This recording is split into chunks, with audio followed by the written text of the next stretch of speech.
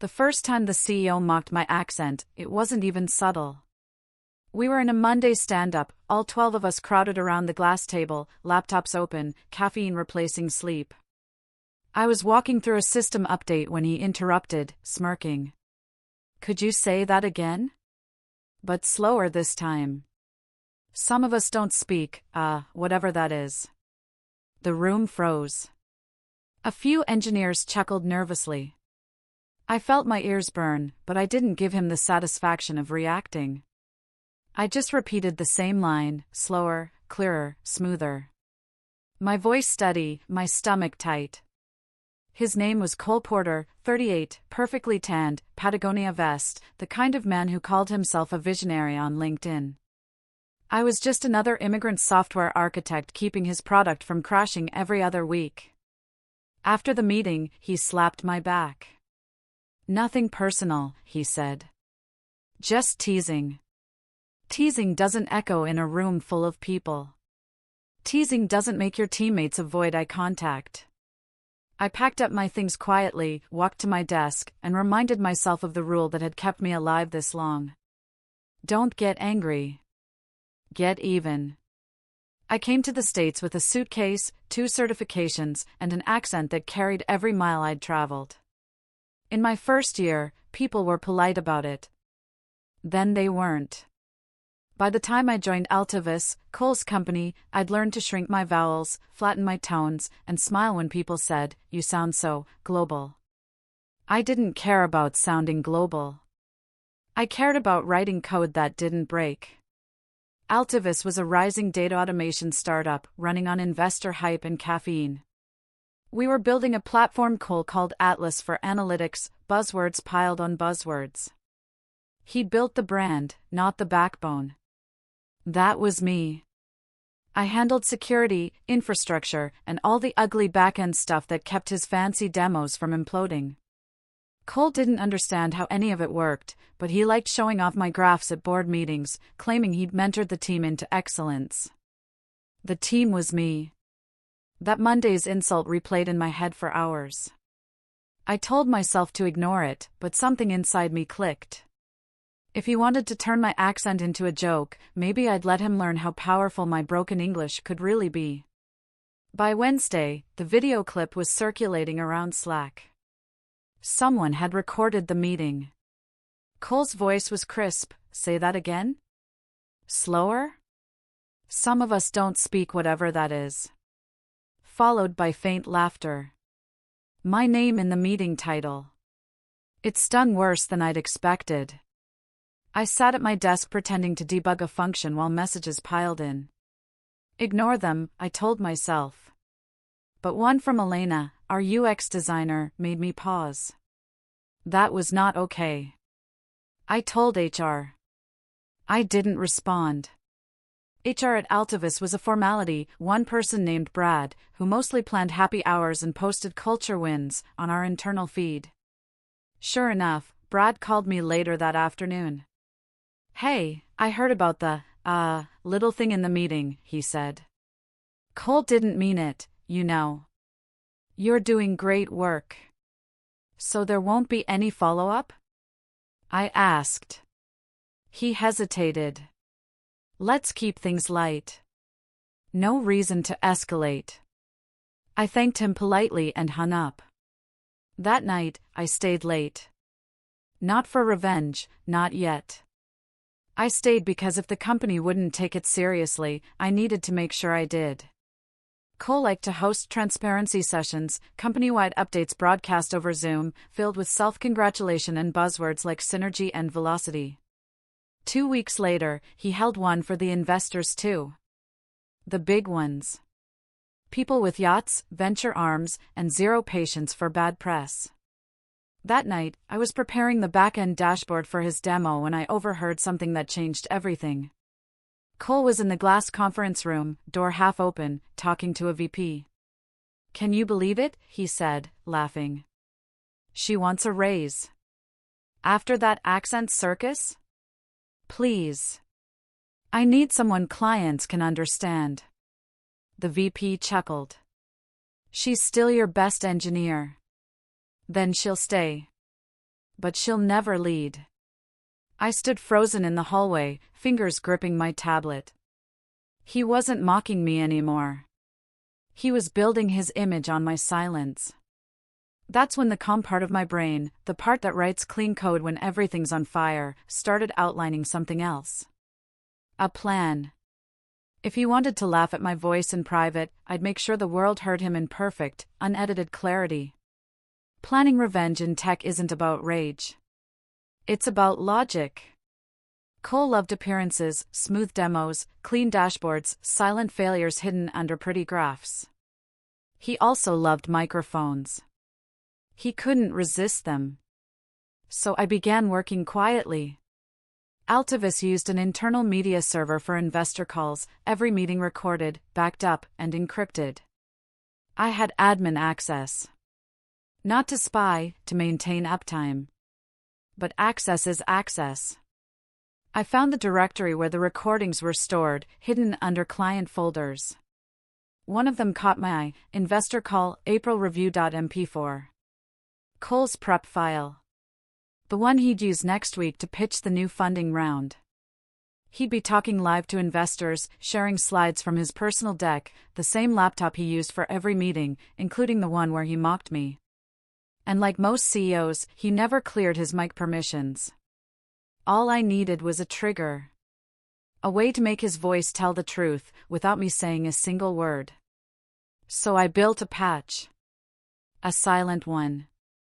When he opened that deck, my script would play his own words back to the investors, every ugly line, untouched.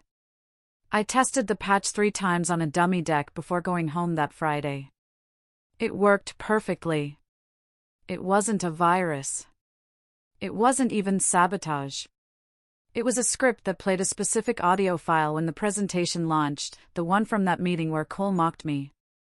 The clip that still lived in Slack, half forgotten but never deleted. I had cleaned it, synced it, and attached it invisibly inside his PowerPoint. No sound check would catch it because it wasn't labeled as media. It was buried in the metadata, disguised as a company jingle. If he rehearsed the deck, nothing would happen. The script was designed to trigger only when the system recognized a live conference ID, the investor session scheduled for Tuesday. By the time I left the office, the city was glowing orange, and my reflection in the glass looked strangely calm. I wasn't scared. For once, I wasn't shrinking or softening my voice to fit in. This wasn't revenge. It was balance. If the system couldn't hold him accountable, I'd let his own words do it. Unfiltered. Honest. And this time, everyone would understand exactly what he said. Saturday morning, I woke up before dawn, unable to stop replaying the plan in my head. What if he didn't open the file? What if he used someone else's laptop? I brewed coffee and forced myself to focus. I wasn't doing this for petty payback. I was doing it because silence is a slow poison, and I'd been swallowing it for too long. By noon, I logged into Altavis remotely to check the system logs. Cole's account had accessed the presentation folder. Good. He was practicing. He even renamed the deck to Investor Final, Confidential. I smiled. He had no idea what was waiting inside. Still, I wasn't careless. I set a rollback timer. If I didn't manually reset the trigger within 24 hours after the meeting, the patch would self-delete. No trace. No footprints. Just another ghost in the system. That night, I walked down Market Street, watching the tech offices glow behind glass walls. How many people like me were inside those buildings, being laughed at, overlooked, or made small for sounding different? I didn't know. But on Tuesday, at least one of us would be heard. Monday was too quiet. Cole strutted through the office in his navy vest, humming under his breath, giving pep talks to interns like a self-help guru. He didn't look worried. Why would he? He was preparing to raise another $20 million in Series B funding. He passed by my desk, stopped, and grinned. "Ready for the big show tomorrow," he said. "You'll make sure my screen share doesn't glitch, right?" Investors hate awkward silences. I smiled back. No worries. I've optimized everything. He patted my shoulder. That's my girl. I waited until he left before letting my jaw unclench. That phrase, my girl, crawled under my skin worse than his accent joke. He didn't even realize how belittling it sounded. But I was past caring. When the meeting began tomorrow, he'd finally face the silence he hated, the kind that follows when a room full of investors hears something they weren't supposed to. I packed up my things early, leaving before anyone noticed. Outside, the air was heavy with fog, the city lights blurring like smeared paint. Tomorrow, everything would be clear. Tuesday morning felt like a countdown. The investor call was at 10 sharp. Cole arrived early, teeth bright, confidence blinding. The conference room smelled like espresso and anxiety. Big day, team, he said, snapping his fingers. Let's make history. He wanted the illusion of genius. He wanted his voice to sound smooth, American, expensive. The investors joined one by one, small boxes blinking on the big screen. I stood near the back with my laptop, pretending to monitor the feed. My heart thumped like code compiling. Cole launched his deck. The first slide appeared, Altivis, accelerating data for the future. He clicked to the next slide and started his opening line. But before he could finish, the speakers crackled and the recording played. His voice. Clear. Sharp. Unmistakable. Could you say that again? But slower this time? Some of us don't speak whatever that is. The room went still. The investors' faces froze on screen. Cole blinked, confused. What? Sorry, technical glitch, he stammered, scrambling for the mouse. But the audio looped again. Some of us don't speak whatever that is. No one spoke. Not even me. Cole's confidence cracked like glass. He clicked wildly, trying to skip the slide, but my patch had control of the sequence. The second clip began, the one from the hallway. She wants a raise? After that accent circus? Please.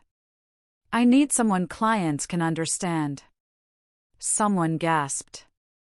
The investors' faces shifted from shock to disgust. One leaned forward, muttering something to his assistant. Another closed his notebook and crossed his arms. Cole froze, color draining from his face. This is out of context. The VP beside him looked like he wanted to sink into the floor. The clip ended. Silence filled the room, heavy as concrete. I pretended to frown at my laptop. Looks like an audio leak, sir, I said evenly. He glared at me, eyes wide with panic. Fix it, he hissed. I'll try, I replied, already typing nonsense commands. The meeting didn't recover. By the time the investors signed off, 2 of them had already disconnected early. Cole sat there, breathing hard, staring at the screen as if it had betrayed him. He had always loved his own voice. Now it was the one thing that destroyed him. After the meeting, the office fell into an eerie hush. Cole disappeared into his glass office, slamming the door hard enough to rattle the blinds. The VP and Brad from HR followed him inside. I watched them argue in muted gestures, arms crossing, heads shaking, eyes darting toward me. I knew what they were thinking. Who had that clip? How did it get there? Cole emerged 20 minutes later, red-faced and trembling with false calm. Everyone, take the rest of the day off, he said. Server malfunction. We'll regroup tomorrow. Server malfunction. Sure. I nodded and packed my laptop, acting obedient, the picture of professional innocence. As I walked past his office, he avoided my eyes. His hand was pressed to his forehead like he was trying to hold his skull together. I didn't feel guilty. Not even a little.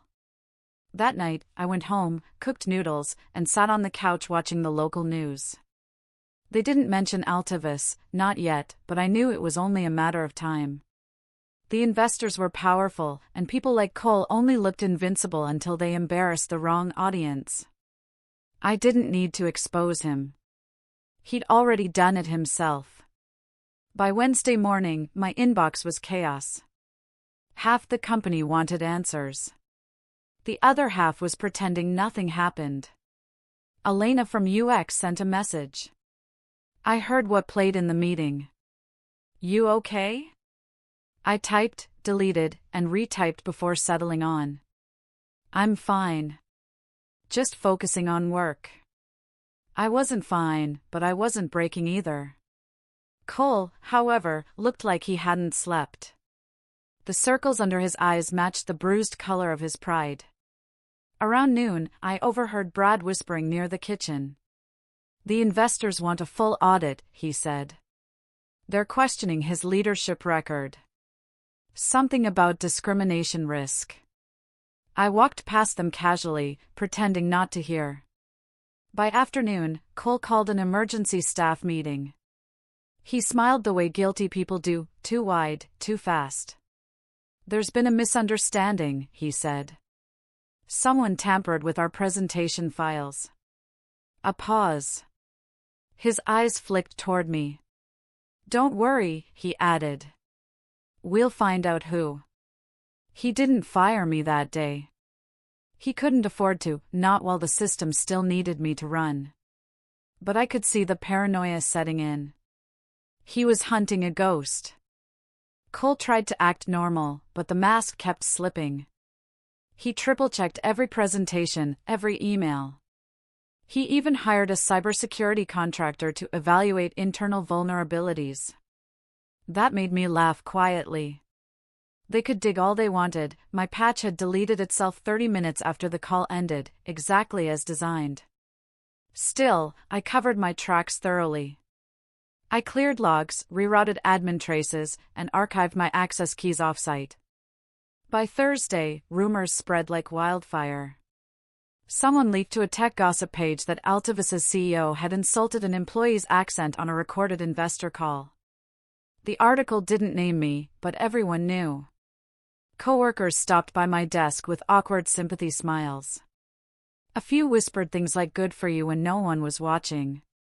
Cole held another damage control meeting that afternoon. He spoke softly, eyes darting to the camera, desperate to sound human again. I watched him crumble under his own performance. He didn't know it, but investors had already started pulling out. 2 meetings canceled. 1 partnership paused for internal review. Every time his phone buzzed, he flinched. Every time he looked at me, he saw his downfall. The best part? I didn't have to say a single word. Friday morning, I arrived early. The office smelled like burnt espresso and tension. Cole was already there, sitting in the dark conference room, staring at his laptop. Close the door, he said when I walked in. I did. He looked up, his voice lower than usual. Was it you? I kept my expression blank. Was what me? He exhaled shakily. Don't play dumb. That clip didn't get there on its own. I tilted my head. Maybe the system had an echo. His jaw tightened. You think this is funny? You've ruined everything. They're talking about pulling funding. I let him talk. Every word sounded like panic wrapped in pride. When he finally paused, I said, You humiliated me in front of everyone, Cole. Twice. You laughed at my accent, called it a circus, and still expected me to fix your systems. So tell me, what exactly did I ruin? For a moment, his mouth opened but nothing came out. Then he whispered, You'll regret this. I smiled faintly. No, I won't. I walked out, leaving him sitting there, a man surrounded by glass walls, staring at his own reflection, realizing he built the cage himself. The weekend arrived with rain. I stayed in, watching the storm roll through the city, laptop humming beside me. The silence was strange, not empty, just earned. By Sunday night, Altivus was trending on TechPulse. Headlines read: CEO under fire for mocking employee's accent during live investor call. The clip had surfaced online, not from me, but from someone in the investor group. They'd uploaded it to protect their reputation, to show transparency. Cole's apology video came next. He wore a black sweater and fake humility. "I deeply regret my insensitive remarks," he said, reading off a teleprompter. "We value diversity." The comments shredded him. Investors froze the round. The board scheduled an emergency leadership review. I didn't smile. Not exactly. I just felt lighter. Monday morning, I received an email from HR. "Please meet with the interim leadership team tomorrow to discuss your role moving forward." Interim. That one word told me everything. Cole Porter's reign was over. And my silence, the same silence he once mocked, had finally spoken loud enough for everyone to hear. Tuesday's meeting felt surreal. The board had replaced Cole with an interim CEO named Marianne Tate, a woman from one of the investor firms. She was calm, direct, the complete opposite of him. When she entered the conference room, everyone straightened up. "Let's be clear," she began, "we're rebuilding trust. That starts with accountability." Cole wasn't there. His office had been cleared overnight. The glass walls that once displayed his motivational posters were bare now, just reflections of people pretending not to celebrate. Marianne turned to me mid-meeting. "You were the engineer on the call, correct?" My pulse jumped. "Yes, ma'am." She nodded. "Good. You'll help us review internal communications and system security.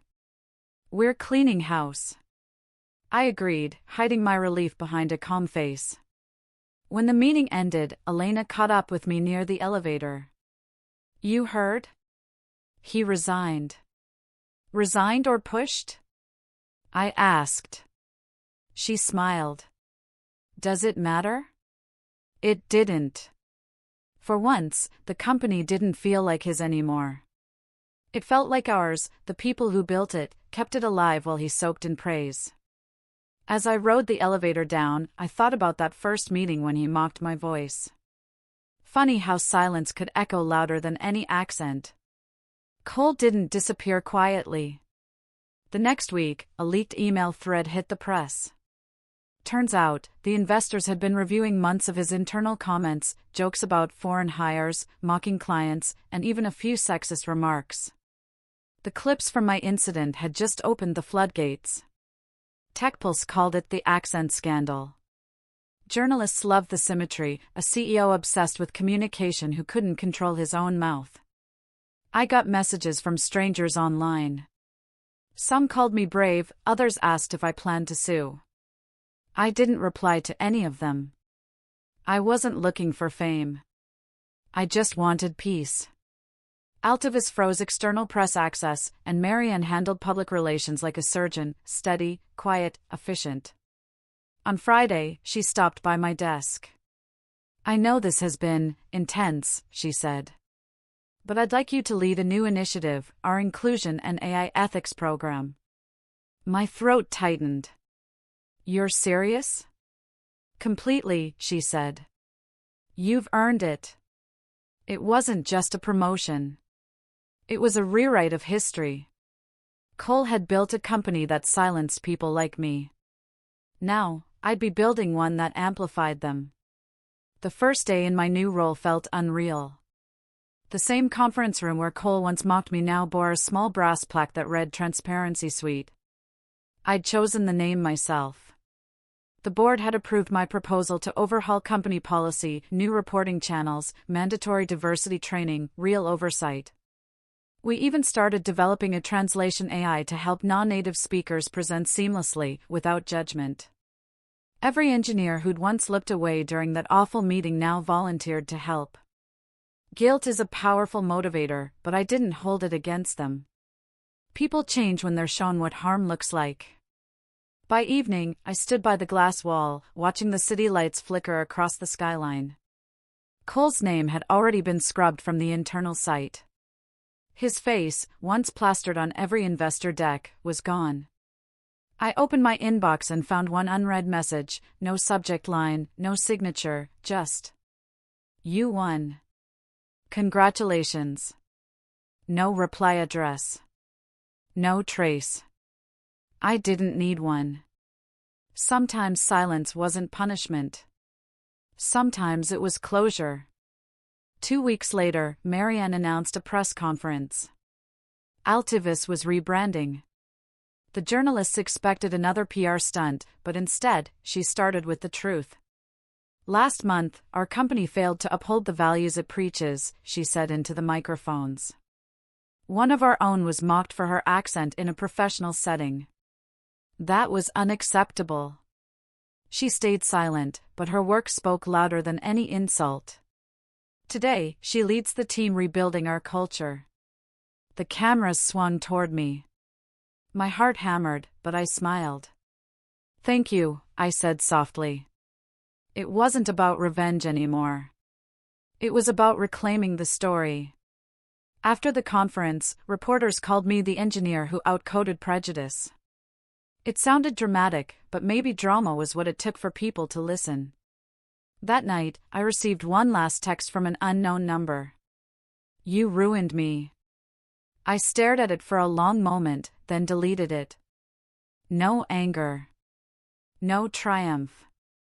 Just calm. He'd mocked my voice, but now the whole world had heard his instead. Months passed. Altivus recovered, stronger than before.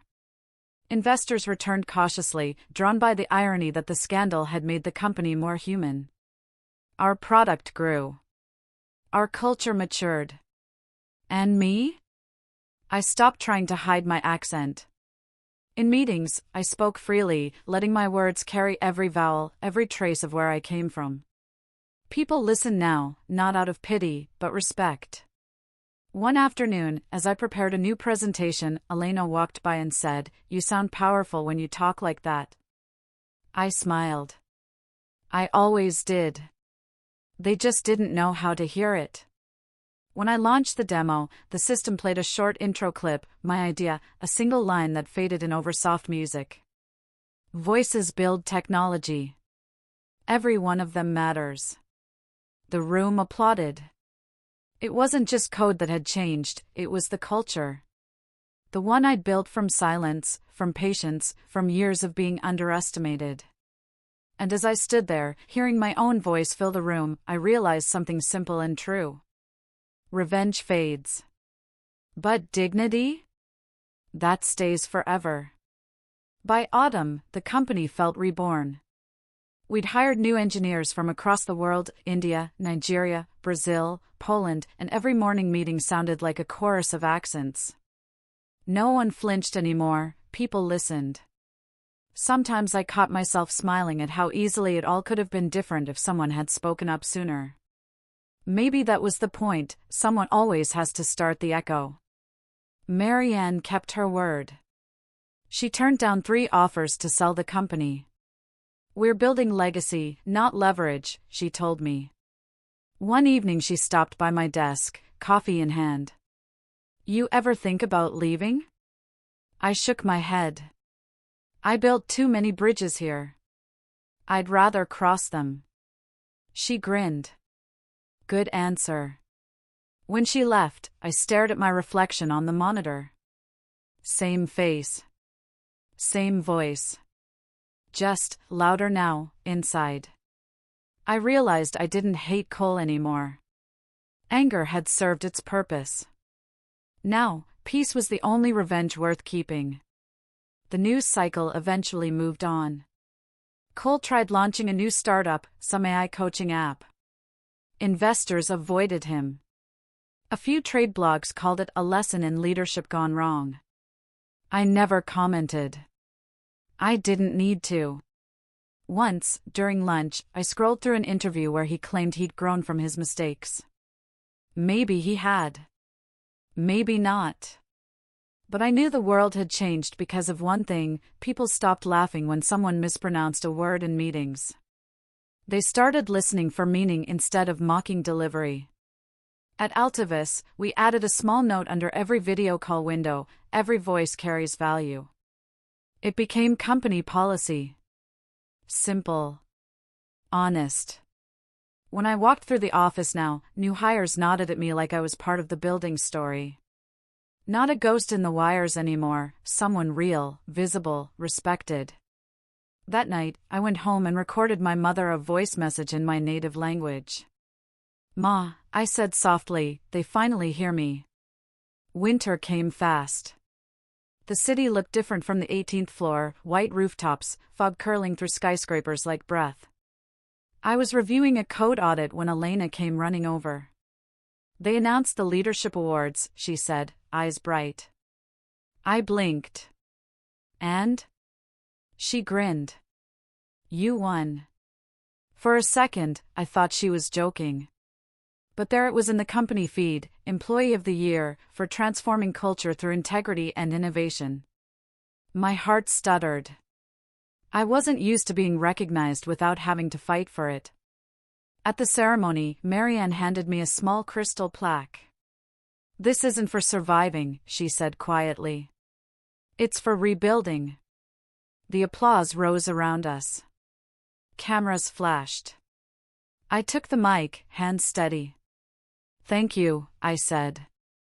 I used to think my accent made me less. Turns out, it made me stronger.